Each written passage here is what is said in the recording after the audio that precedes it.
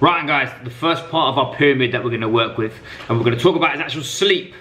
It's something that we massively forget about, and that I think that people don't understand is actually the reasoning behind sleep and why you do it. So what we'll go through is what it reduces and what it improves, and then give you some actual hygiene tips to help you out. So what sleep actually does from a reducing perspective, it reduces inflammation. You get that when you train, or when you're stressed, or whether your body's under cellular turnover, your body actually creates inflammation to get rid of those byproducts. Sleep actually helps with that. It also helps relieve stress. Stress is a cognitive, so cognitive means brain. Stress is a cognitive response as well as a physiological response. So you get into your nervous system stuff. So your parasympathetic and your sympathetic nervous system, that's what governs what your body's doing. So for example would be, if you're sympathetic, that's called fight or flight. Fight or flight means that my body's actually responding to situations as if I'm getting attacked by a tiger. It doesn't understand that you're in a board meeting with an executive that's starting to upset you, so your body will start producing cortisol, releasing sugar into your blood to allow you to be able to run from a lion, for example. If you're in this position for too period a long time, you're then going to be not absorbing carbohydrate very well. You could actually have the ability to have an increased blood pressure, and also you'll actually be gaining body fat because you won't be able to rest and digest, which is our parasympathetic style of nervous system. Really, really important to be in when you actually sleep more. This actually is increased, so that's why sleep's important.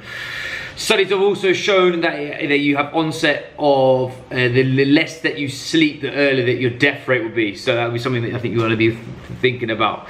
Things that sleep actually increases and helps with is growth hormone production. When we're training, we're obviously needing cofactors to actually increase muscle mass.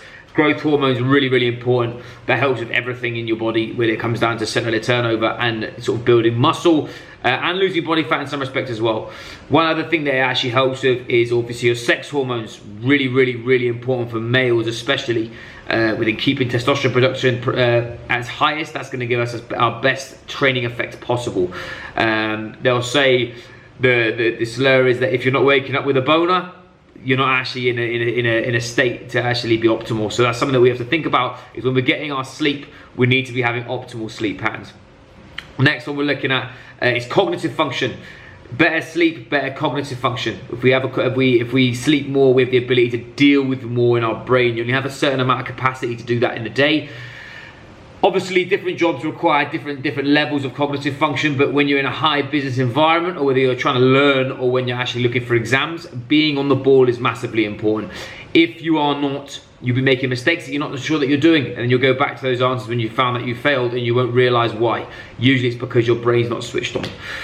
Now, when we're talking about sleep hygiene doesn't mean being clean, it means cleaning up your sleeping patterns, okay? So one thing is that things you want to start thinking about in your room, is you want blackout blinds. Blackout blinds are really important. Any daylight that's coming in, that's going to be turning receptors on in your brain to actually keep you awake, so you want to be turning that off. You want to have electronic sunset. What that means is that you're taking away your electronics before you go to bed. Easiest way of doing that is putting a timer on your phone and not letting you do it. I mean, you can do it on stuff like Instagram and Facebook, but even other apps as well.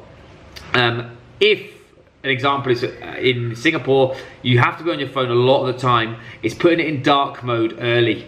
You actually literally go up into, if you scroll on the right hand side of your phone here, you go down to Wi-Fi, sorry, not Wi-Fi, brightness. You can then turn on dark mode. You also put a night shift on as well.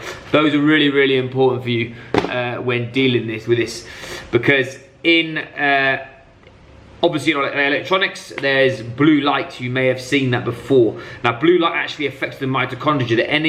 The energy production of your cell is done by your mitochondria, and if you're damaging that through blue light, through being on the screen too much, that's going to impair your energy function. Okay, things that you can get to aid that as well are blue blocking glasses.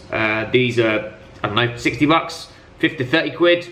Obviously, they're like a secretary, but they're really, really important. If you're on a computer a lot, I'd massively recommend these because they can massively help you.